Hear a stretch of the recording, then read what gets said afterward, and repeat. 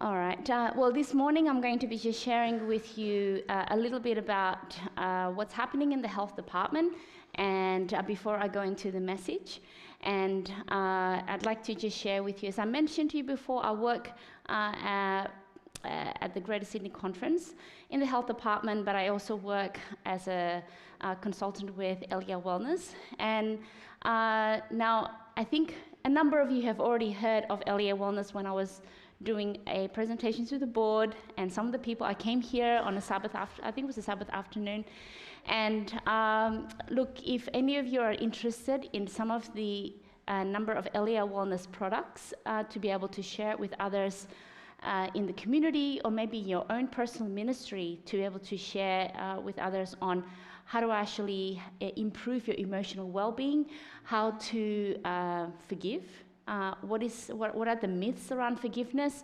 What about retirement ready? You know, how to retire well. Now, retirement is not only just preparing when you're in your 60s, but actually even when in your 40s, you can actually retire. Or stress management. And then we also have a spiritual program called Empowered and Purposeful Living. And this is a program that is for those who are into exploring into Christianity, and also for those who are already aware of, who are already Christians. And so there is a Bible and a science put together in the Empowered and Purposeful Living program. And then we've got the Wellness Snapshot, which is a health screening kit. Now, to be able to run any of these, you need to actually partner with Elia and to train to become an Elia Wellness partner. It's all for free on Zoom. And so the next one that's coming up is on the 11th of February.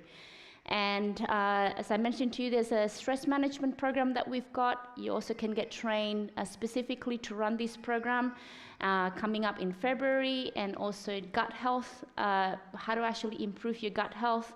That's beginning of March. I know this can be a very popular thing, and I think you're running a cooking club here, and so this is something really good to be able to also run. And you can do some of these programs yourself as a self-directed mode. So if any of you are interested in running any of these programs, you can get trained to become an Elia partner, but also do the additional facilitator training for each one of the programs that I mentioned. Across Australia, New Zealand, and even in the Pacific, we have these wellness hubs movement that is continuing to grow. And within just Australia and New Zealand, the wellness hubs, there are actually over 100 wellness hubs now.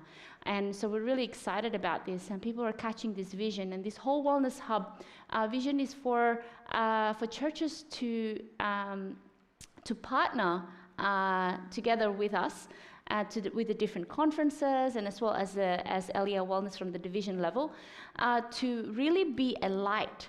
It's like kind of like a mini center of influence. When people go past this church, they'll go, that's the place where I actually learn about how to cook better. That's the place where I actually get to learn how to improve my mental health. That's the place where I actually learn how to actually exercise, and what are some things that are good. That's a really good community. You know, even if for someone to be able to kind of go, that's a place where, that's already, you become a hub.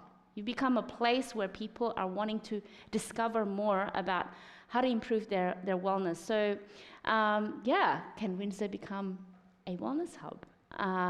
So this is something that, as a church, you can continue to think about. And we also have coming up in May an Elia Wellness Summit. Now we've been running this in the different regions. So last year was in Gold Coast, and this year it will be in Sydney. So we're inviting people to be able to, take the time from Friday to Sunday in May, and it will be at Wahroonga. At the hospital, the center of, the education building there, where the nurses are also learning. We also have in June, if you can pencil this in, lifestyle coaching skills training. So this is learning what are some of the coaching, how can I actually have these skills in coaching? And maybe you don't necessarily have to become a certified coach, but you get to learn what are some of the skills behind coaching, and how can I implement this, especially if I'm a leader, a youth leader, an elder, a pastor. So if you're mentoring someone, this is a really good program to join over in June. And at the same time, Dr. Katja Reinhardt, who is the trainer, she's from the GC. She is the Associate Health Director at the GC, and she will also be running during the week a Journey to Wholeness training, which is an addiction recovery program. We call it an addiction recovery program, but essentially addiction is very broad. It's not only just on drugs, alcohol, smoking, pornography. It actually covers a whole bunch. So that's why it's called Journey to Wholeness. You never really know. Sometimes you don't necessarily, realize that there are some things in which that can actually pull us down.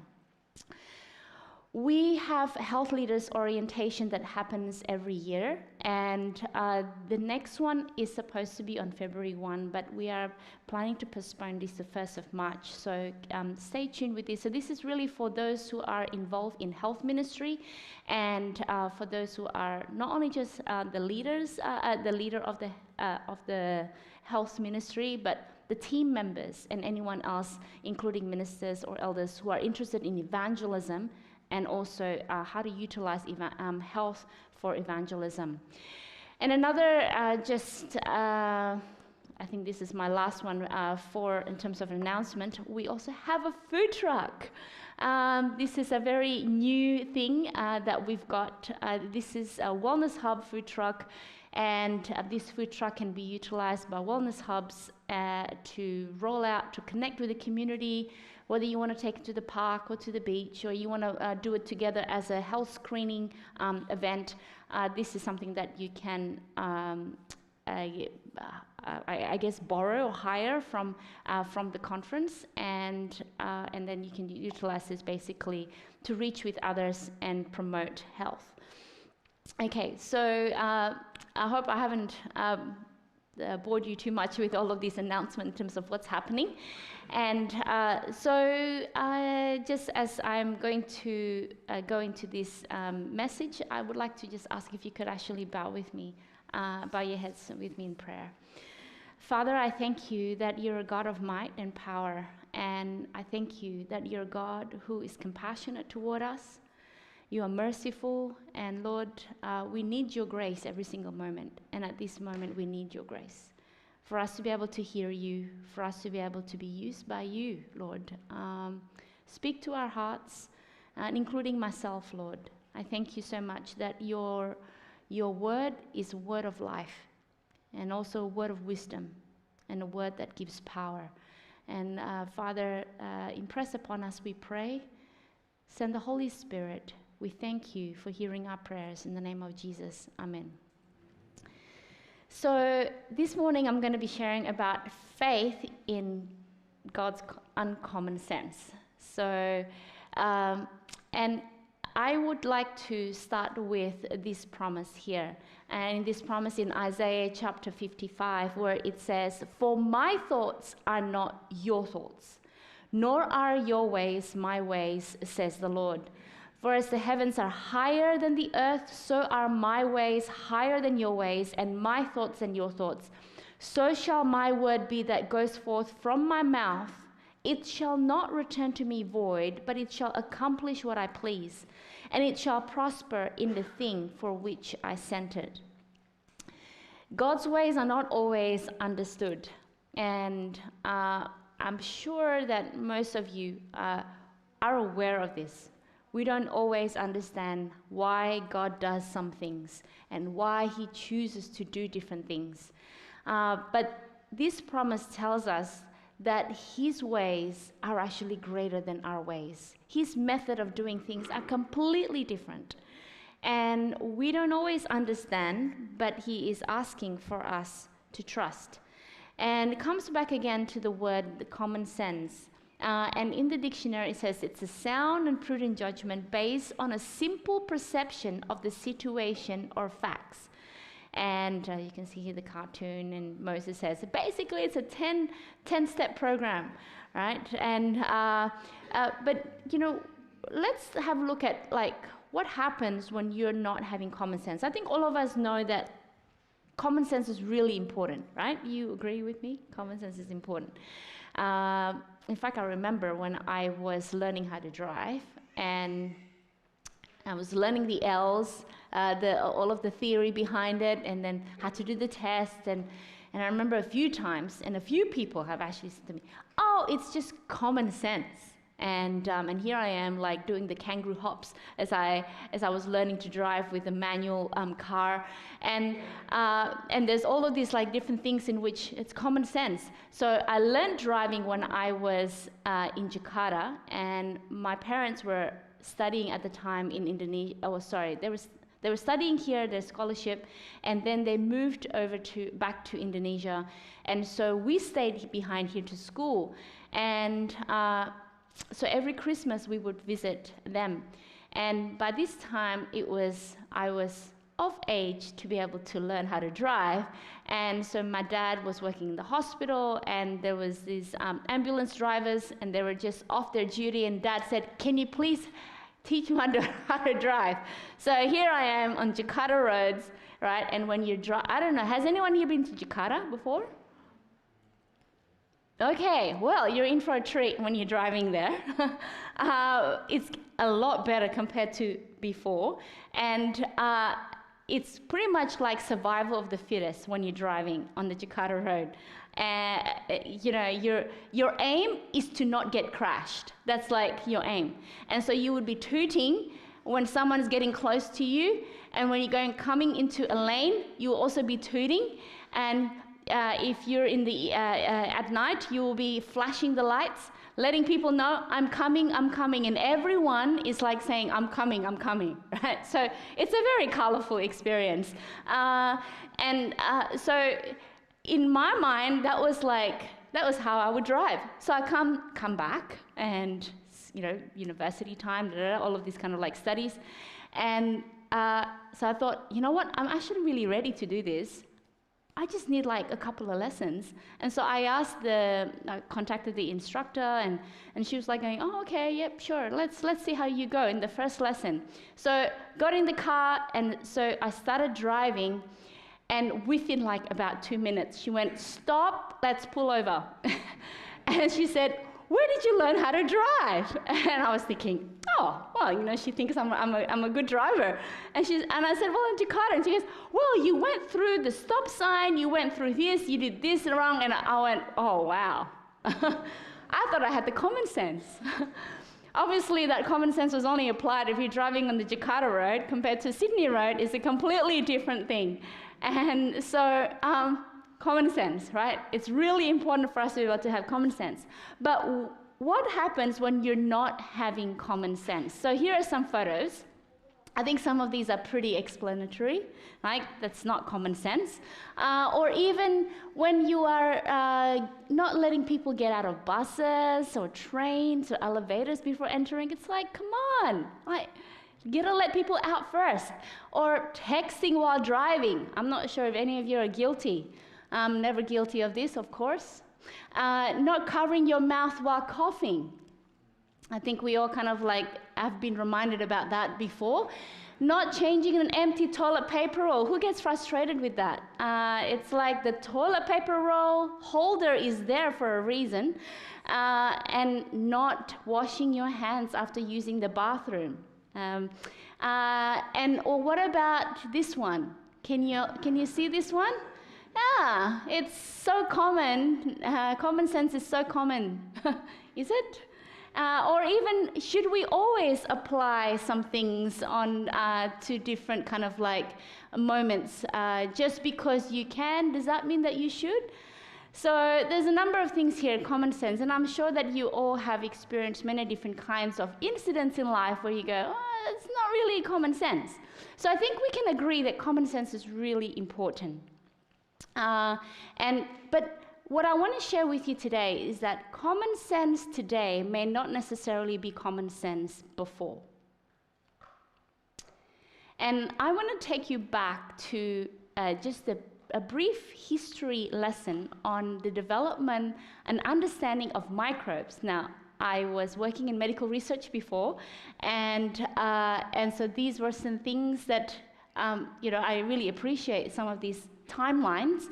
And I want to share this timeline because it really applies to the story that I'm about to share, where there is a difference in terms of the discovery of bacteria and sterilization in saving lives because of the understanding of bacteria, like microbes, was not yet like clear. In fact, they only in 1860, there was only then that there was a discovery of microorganisms by Louis Pasteur. And then only in 1865 that we would go, some microbes actually cause infection. And then there is this, in 1867, there is a proposal of cleaning wounds and surgical instruments to reduce post-operative infections. And then in 1878, the germ theory was then introduced by Louis Pasteur and a few other scientists. And so this is only in the 1800, right, in the mid-1800, that we started to understand microbes are really important, and microbes can actually cause infection. Some microbes, not all microbes. And so now I want to share with you Dr. Ignaz Semmelweis. I don't know if any of you have heard of this Hungarian doctor and also scientist. And in 1847, remember 1847, and the previous slide I mentioned to you, 1860 was when they discovered microorganisms. In 1847, he introduced the concept of washing hands. And this washing hands is not just before you eat. It's actually between you touching a dead body and then helping women deliver babies. At that time, many physicians did not wash their hands. And in fact, there was this climbing incidence of puerperal fever because of lack of disinfection in the obstetric clinics. And so he had a number of different kind of like tests that he did in the teaching hospitals that he was a part of. And he was able to kind of see there is a reduction of the puerperal fever and deaths in mothers and as well as babies when there is a washing of hands. And unfortunately, there were so many knockbacks. And despite the publications, despite the things that he has tried and he has shown the results, people were not understanding, well, people were just thinking, he's just being fussy, or he's just, how offensive, what is he trying to tell us? As if we're so unclean. And he couldn't offer the theory of why washing of hands actually worked. Today we know microbes, but at that time it wasn't yet understood. And people were getting offended, particularly the physicians. And sadly in 1865, he suffered a nervous breakdown. He was committed to an asylum. He was beaten by the guards, and pretty much 2 weeks later, he died, and possibly from the beating. This man had a lot of oppositions for standing on what he thought was right. But what they thought before as what we know today as an understanding of like, this is common sense, it wasn't very common back then. It was so uncommon that there were so many knockbacks. And so only after, later on, 2 years after that, they realized that if you have these microbes, if we take away some of these, the exposure of these microbes, we can actually save lives and reduce the infection rate. So common sense today may not necessarily be common sense before. Now I want to share with you that, and I think you can see where I'm leading with this, is that God himself is the one who is really the master of common sense. Because God gives the wisdom before they become common sense. We learn from God's wisdom, and then somehow along the way, it gets passed on, and it becomes this common understanding and this common sense. And so it comes back down to, how do we know when God gives something, it actually is a really important wisdom? Even when everything else, even when it's an uncommon understanding amongst our peers, in our community, even in the society. And I think it comes back down to the word trust. How much do we really trust in what he has to say before it becomes, oh, you know what? Everybody now thinks like this. I want to go back again to that Exodus chapter 15 that was beautifully read before. And in Exodus chapter 15, the Israelites were making their way from Egypt, and they got over to this frontage of sea, and they're like, we are walking, and there's Egyptian armies that are actually behind us. There is a body of water in front of us. How are we going to do this? And they were freaking out. And in verse 12 of Exodus, in fact, sorry, if you just skip over to, sorry, not skip, go back to Exodus chapter 14, they were like saying, is this not the word that we told you in Egypt, saying, let us alone that we may serve the Egyptians? For it would have been better for us to serve the Egyptians than that we should die in the wilderness. And then Moses had to encourage them and say, hey, people, just stop. Be quiet. And he says, stand still. Do not be afraid. And see the salvation of the Lord, which he will accomplish for you today. For the Egyptians whom you see today, you shall see again no more forever. And then, of course, the Red Sea experience, and we know how the Red Sea then parted, the water parted, and it became like walls, and they were walking through those walls, and these long walls, and it was kind of like this, hall of God's glory. And they got to the other side, the waters then closed, and they were like, what? And it destroyed all the Egyptian chariots and the armies, and it was victorious. Victorious with a capital V. And at this point, they were like, wow, this is amazing. God is so powerful. They were already seeing all the miracles over in Egypt with the plagues, and then now they're seeing something they've never seen before. And there is this song of Moses in Exodus chapter 15, and so they were like praising God.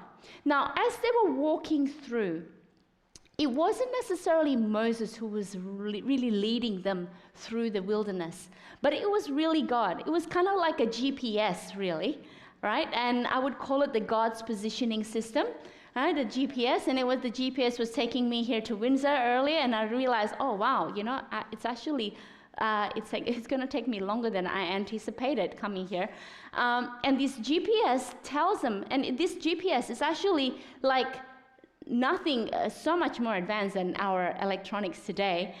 It's like the cloud that follows, that goes ahead of them, and basically they follow the cloud. This pillar of cloud was really God guiding them every single day. Imagine if we could actually see this pillar of cloud every day.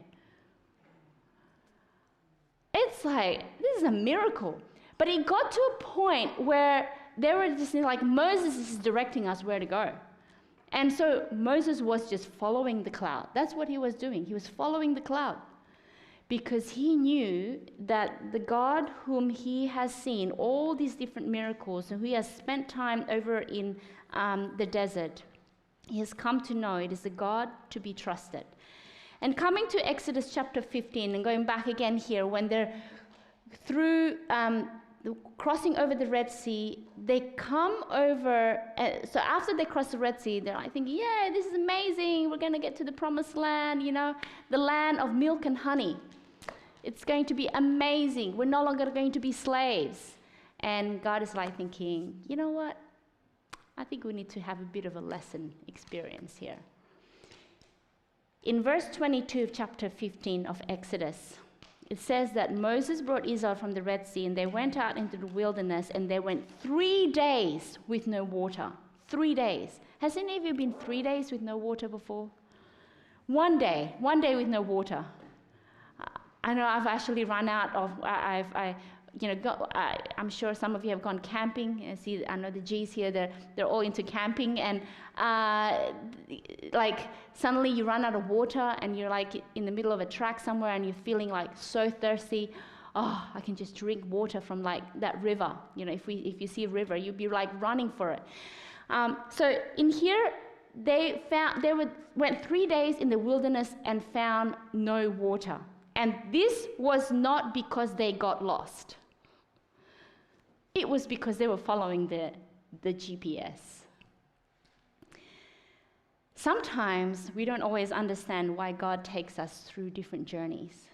Because at this point in time, it's like, it would have been so much easier for God, wouldn't it be? Like, for me, in my own Christiana sense, it's like, just take them over to the promised land. You know, that's what you said that you would do.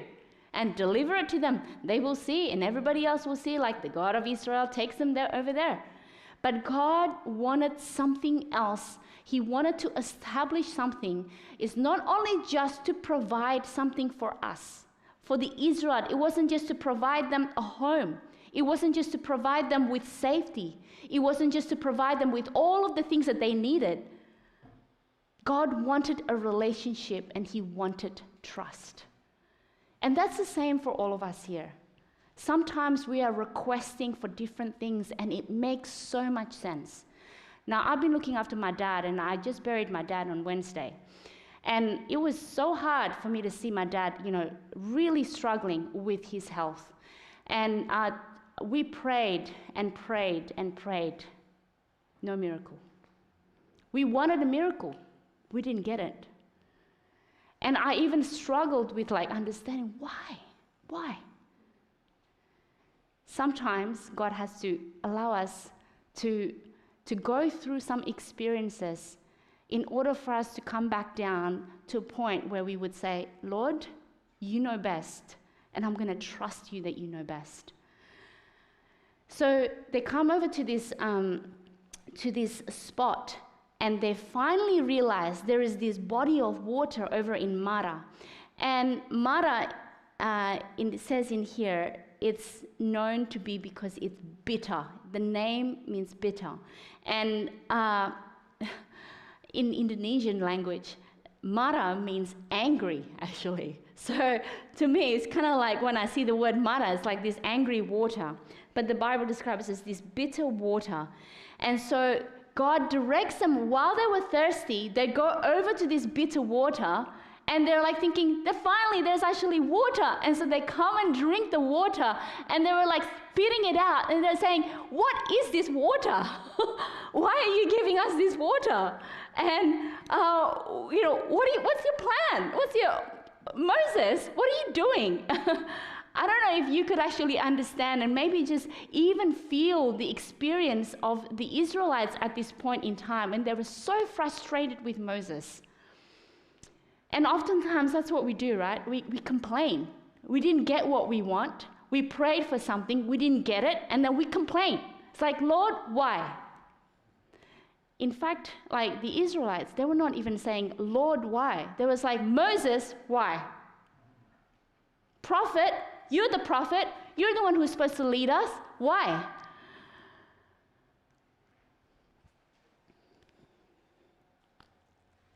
Perhaps at this point in time, the Israelites hadn't yet understood what it means to have a relationship with God.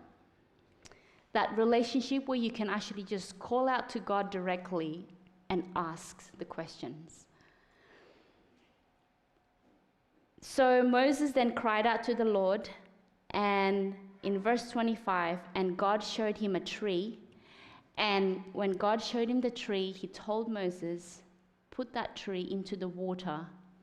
It could be a shrub, it could be a tree, we don't know. And it says that when he cast it into the waters were made sweet.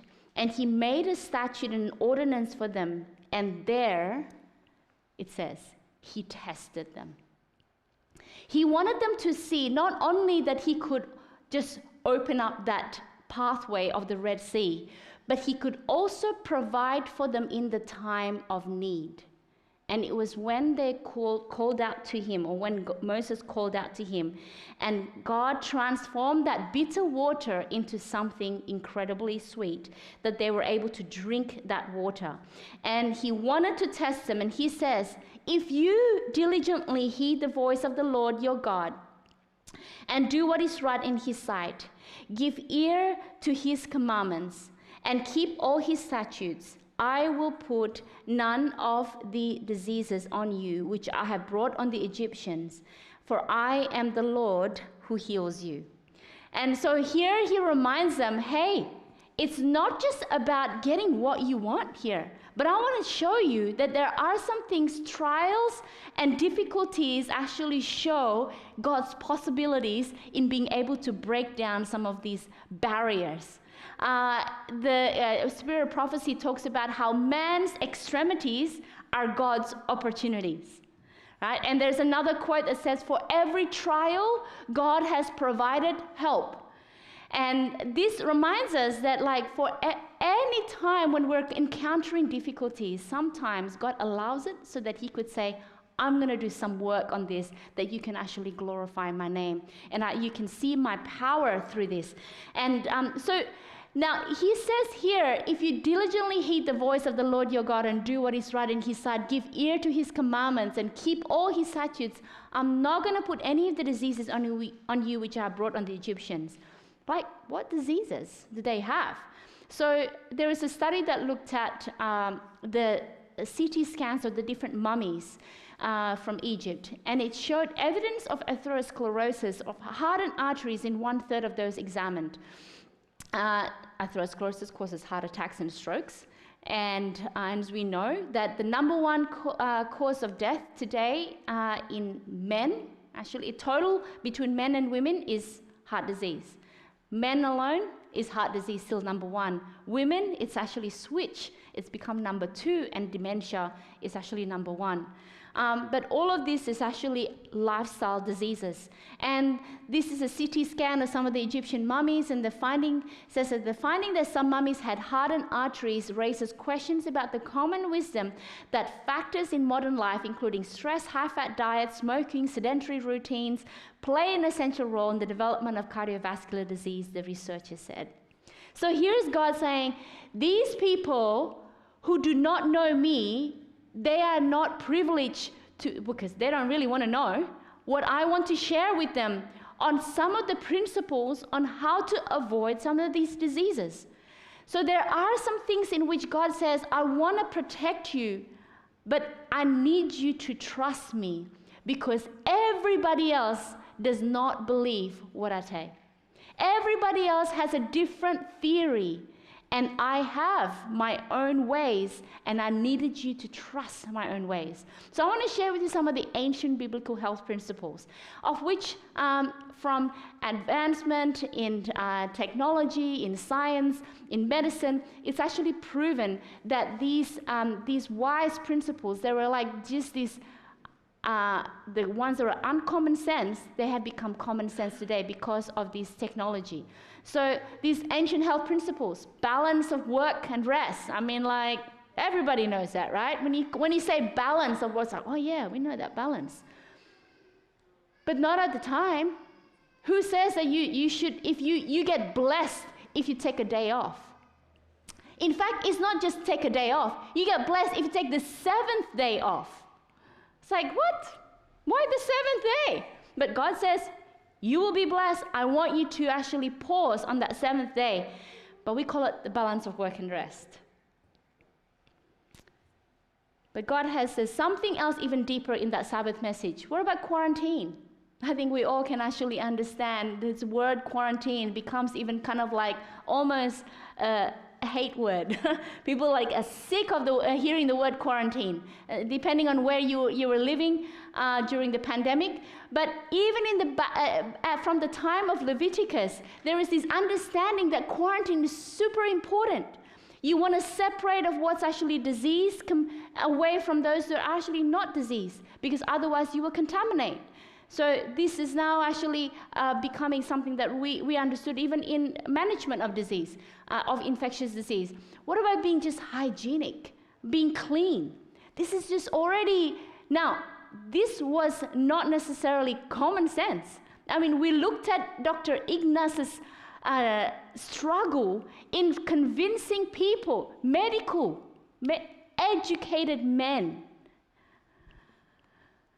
to say, we need to do something about this. But ancient time, God's already got You touch a dead body, you're unclean for 7 days.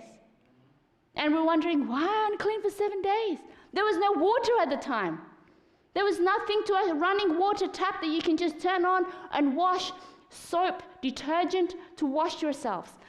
But God says, you will be unclean. You need to keep yourselves clean. And even in the spirit of prophecy, it talks about how God's people are the ones that need to actually be a clean people, clean and holy people in whom he can delight. He wanted the houses of the saints to be kept clean and tidy because there is actually benefit from it. Now we're like thinking, this is just common sense. But it wasn't necessarily common sense back then. God's people are the peculiar people because the peculiar people are the ones who followed his peculiar wisdom, of which now we can understand the benefits of it. Now, more and more, this whole understanding of meditation is becoming super like, it's like, oh, it's like that word, that M word, meditation. Yeah, it's good for your mental health. And God already has said to so many of the leaders of the Israelites, meditate on my law day and night, and you will prosper. Meditate because I want you to understand it. I want you to know it. I want you to apply it in your lives. Alcohol, it's like, it's like, oh, a glass of wine is actually really good for your heart. It's the resveratrol that's actually good for your heart. It's not necessarily the alcohol that's good for your heart. It's the resveratrol. The very antioxidant that is actually within the grape skin, that's really important. So, but now we have this more and more of evidence of alcohol causing 7 types of cancer.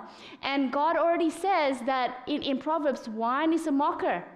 Let's keep away from it. It will cloud your judgment. And as a people, when I'm thinking of this promise in 1 Peter 2:9, he says, you are a chosen generation. He says, a royal priesthood, a holy nation, his own special people, that you may proclaim the praises of him who called you out of darkness into his marvelous light. Amen. Like God is like saying, I am keeping you separate from the rest of the others because the most important thing is for you to actually keep your mind so clear and sharp that I can speak to you, that I can use you, that I can influence you, and nothing else will influence you but me. Moderate alcohol drinking, social drinking has already been shown that it shrinks your hippocampus, which is important in the whole memory processing, making understanding of like why this is this and equals to this. So reasoning, it reduces your brain volume. It really doesn't help. Or what about going plant-based where you can, right? It's like, oh yeah, I eat a lot of veggies. But, God has already given these foods actually from the beginning, before the fall. But then even after the fall, in Genesis chapter 3, verse 18, it says, thorns also and thistles, it shall bring forth to thee, thou shalt eat the herb of the field. And it was only later on in the flood, after the flood, that the age of mankind also declined. And I also know that the nutrients would have been completely different in the soil. Many different things were changing on the earth in terms of the atmosphere. The condition was different. Sin can actually disrupt God's plan. And what about eating fats and not eating fats and the bloods of animals? God has already said this over in Leviticus, and we know that there are this thing called the C word, the cholesterol, right? Cholesterol words, it's almost deemed it's like it's the bad thing. Well, we need cholesterol. But if you've got a high cholesterol, and this will actually then block your artery from meat and dairy products, and we're seeing more and more how much we need to have more of the fiber and different kinds of fiber, a multitude of different kinds, so that we could actually have a better gut microbiome. And the microbes that are in our system, they feed on fiber and variety of healthy fiber, many different kinds of both soluble and insoluble fiber, and this will help to reduce some of the inflammatory proteins there, and then also helps to improve your serotonin increase. It helps to then it improves your immune system, your immune function. It reduces the fasting glucose, increases insulin sensitivity, reduces your total and LDL cholesterol. It improves your short-chain fatty acids, that is more of a non-inflammatory instead of the inflammatory one. I mean, like, there is a lot with the gut health. And the gut health understanding now, it's so exciting. But it also proves on the fact that plant-based, having more of the vegetables and the fruit, variety of them is actually really key. So we are seeing more and more of this Adventist Health Study 1, Adventist Health Study 2, which shows statistically that there is greater protection for those who are actually taking the plant-based diet, with vegetarians having lower odds of developing hypertension and even for cancer. And looking at statistics, now I'm not saying that everybody gets protected, but at the end of the day, when you're seeing some of these other research looking at like the large volume of people and whether or not there is a protective factor when you're having this plant-based diet, it just shows us that there is wisdom in what God had to say from the very beginning of time.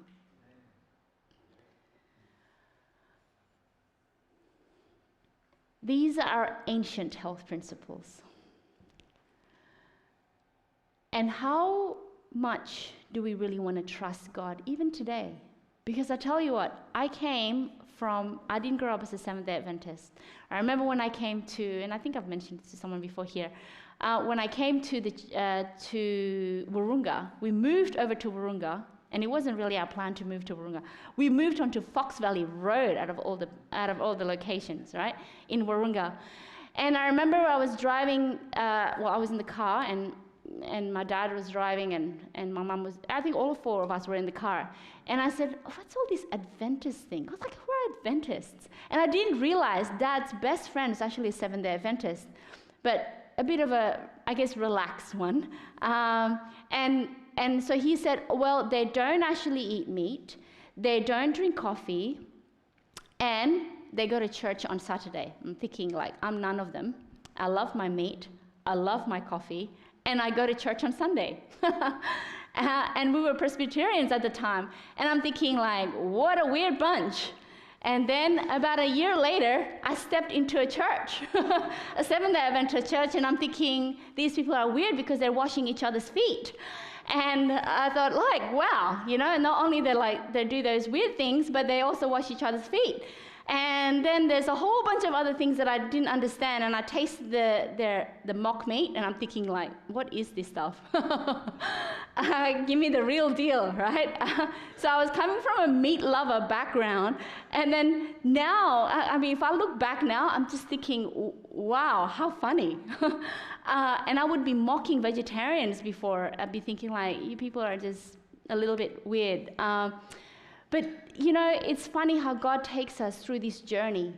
And this journey was a journey for me, was a journey of trust. I'm not saying that I've got it all together when it comes to trust. I was complaining to God 2 weeks ago, and I'm going, why? Why? Why didn't you give what I wanted? And I don't know whether you've also been in that situation with God. You struggle with something in your journey of faith. But God reminded me again, it's not about what you want, Christiana.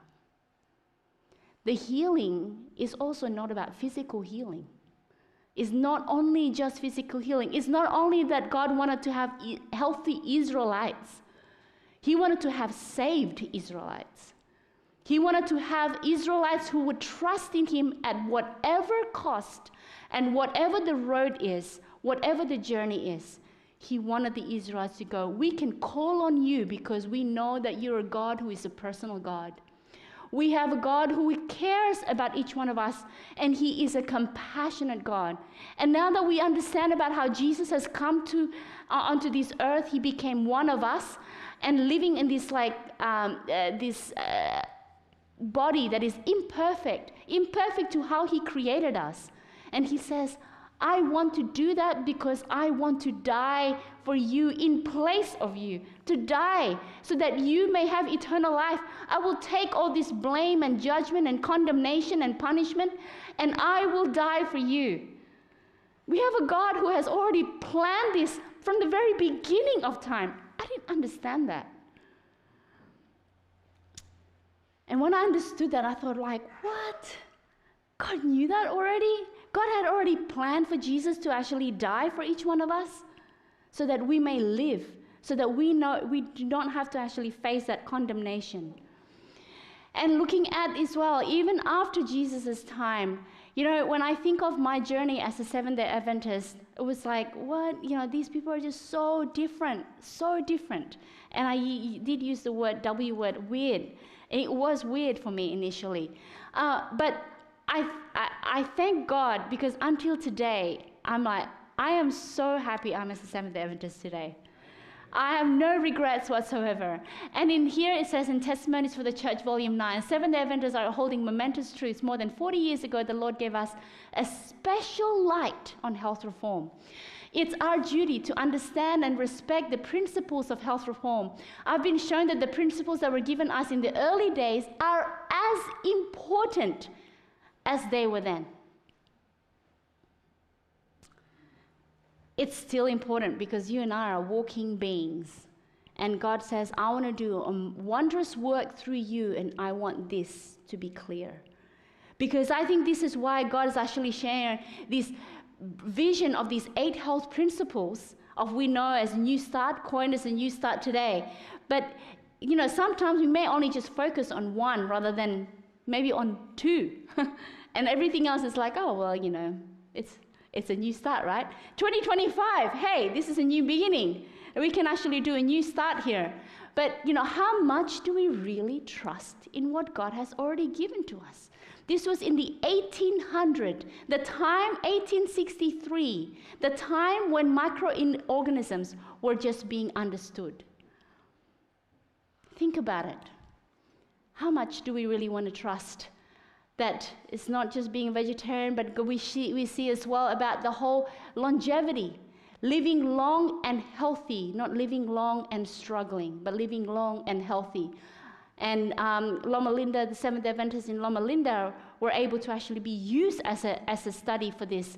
And we know that this is something that people now are understanding, and they get really excited about it. They go, wow, I've never heard this before. And so many people do not know, and we need to share. These are some of the benefits. We are living in a time when it's so much more easier for us to be able to share the health message that was given in the 1860s compared to those who are living in the early 1900s, and they're like going, everybody else is not doing this. And yet, God is actually calling us to do this.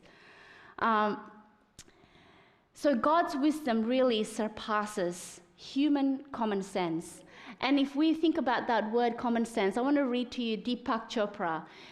His quote here says, "The most inspiring thing that the Dalai Lama ever told me was to ignore all organized faiths and keep to the road of higher consciousness. Without relying on religion, we look to common sense, common experience, and the findings of science for understanding." Well, my apologies to Deepak Chopra. But we have a God who knows the common sense before it becomes the common sense. We have a God who actually supersedes the understanding of common sense, because there may be faults in some common sense. There may be faults in understanding or limitations in what science is actually telling us today, or what science have actually told us before, where smoking is actually really good for your health. Our God is a God who actually has ways that are greater than our ways, thoughts that are greater than our thoughts. And if we actually follow it, there will be some benefits of prosper that we can gain from it. So relying on common sense alone can limit us from God's wisdom and power.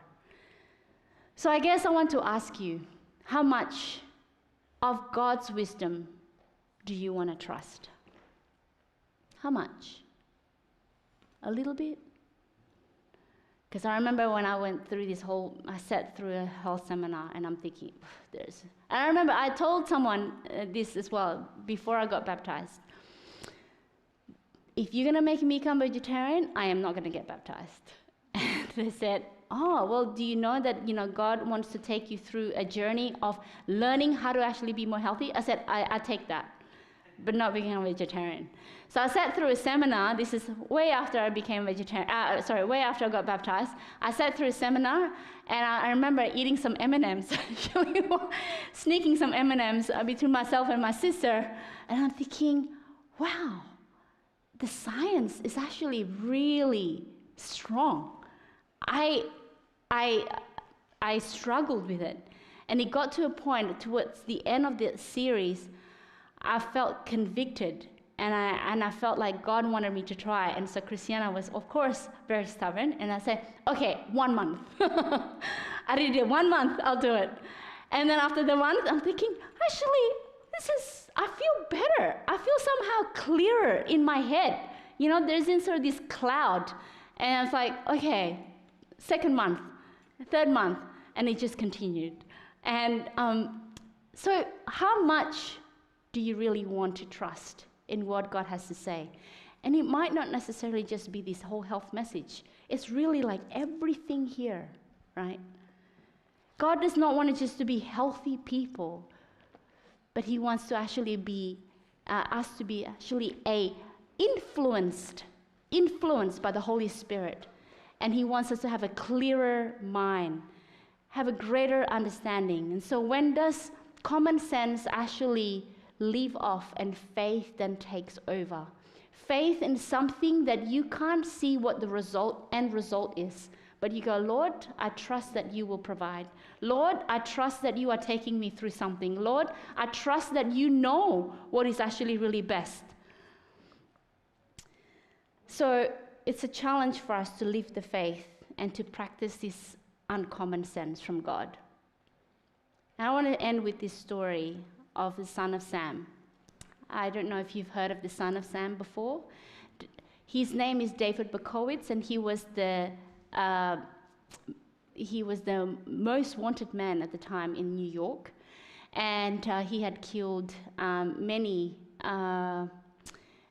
people. I think many of them are women, and it was really a struggle to find him. And he calls himself as the son of Sam because Sam was the next door neighbor's dog, and he sensed that Sam would always give him a command to do things. Sam spoke, then he will do. Sam told him this, he will do. And many people became victims because he was the son of Sam. He followed Sam's voice. Then he was caught, and when he was put into jail, they trialed him, and they said, we are condemning you to, I can't remember if it's 365 or 360 years with no parole. It was so, he was just, and he wasn't even remorseful of what he did at the time. He spent time in jail, and while he was in jail, he discovered Jesus. He discovered the gospel. He discovered the impact of God's voice instead of Sam's voice. And he started to choose God's voice over Sam's voice. Well, he was no longer hearing Sam. But we know who really is behind Sam's voice. And so when he was in jail, he actually became a believer, and he got converted to become a Christian. And so much so that he then started to share the gospel with others. And he says, I am no longer son of Sam. When Larry King was interviewing him, it was such a fascinating interview, if you ever can catch that interview online.